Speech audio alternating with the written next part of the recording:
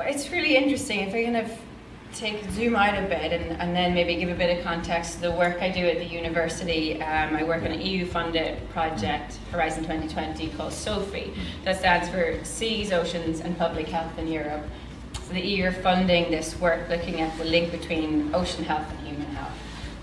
That kind of dynamic. So it's a really emerging kind of discipline, but within it, it looks at everything from what's called blue health. So that kind of what I've been talking about. Every year we run a leadership retreat actually here in Portugal called the Wavemaker. It's called the Wavemaker Collective, but essentially using our own, I suppose the natural environment we have around us, and in particular the sea, as this sort of medium that really can enhance our creative thinking, provide those insights, create a more embodied experience of these, I suppose, leadership challenges we face. Like, how do you build resilience or find flow, or those kinds of things, overcome challenge. Nothing like waves as both a metaphor and a lived experience to teach you those things. You were talking about flow there, and I had said to you in advance that I was really keen to, facing the challenge in big wave surfing is you can't lose your concentration. You've got to be in the moment, you've got to be present.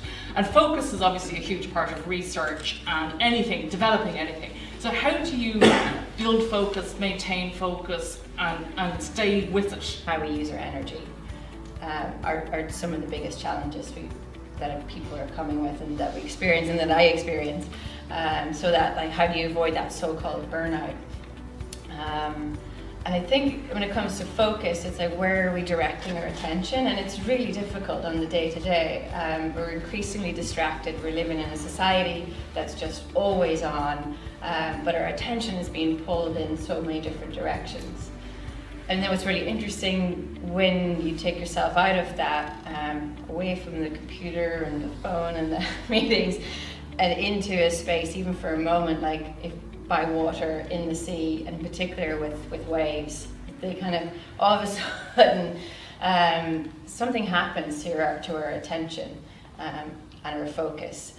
It's, there's a lot of research on this, how these environments help restore our attention. So we have this kind of attention deficit where we're being really drained, and it's how do you restore that attention in a meaningful way.